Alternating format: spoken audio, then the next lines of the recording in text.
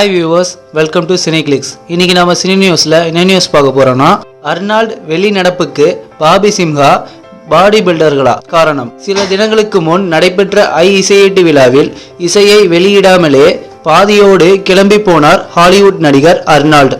அவரது வெளிநடப்பால் விழாவுக்கு வந்த பார்வையாளர்கள் மட்டுமல்ல, திரைப்படத்துறையை சேர்ந்தவர்களும் அதிர்ச்சி அடைந்தனர். அர்னால்ட் புகழ்பெற்ற நடிகர், கலிபோர்னியா மாநில கவர்னராக இருந்தவர். தவிர விழாவில் கலந்து கொள்ள 15 கோடி பணம் பெற்று வந்தார். பிறகு ஏன் இசை வெளியீட்டு விழாவிலிருந்து பாதியிலேயே கிளம்பி சென்றார் என்ற கேள்விக்கு பல்வேறு தகவல்கள் பதில்களாக சொல்லப்படுகின்றது.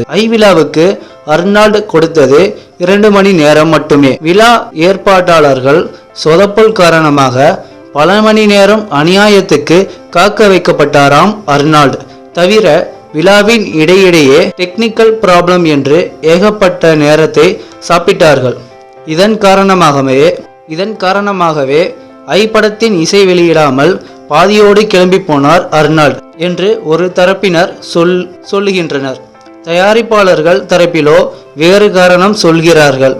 விழாவில் கலந்து கொண்ட பாடி பில்டர்களும் அர்னால்ட் கை குலுக்கிய போது சில பாடி பில்டர்கள் ஆர்வக்கோளாறில் அர்னால்டின் கையை முத்தமிட்டார்கள் என்றும், சில பாடி பில்டர்கள் அர்னால்டை கட்டிப்பிடிக்க முற்பட்டதால் அவரது உடை அழுக்காகப்பட்டது என்றதும், அதனாலேயே கோபமடைந்து அர்னால்ட் கிளம்பி சென்றார் என்று சொல்கிறார்கள்.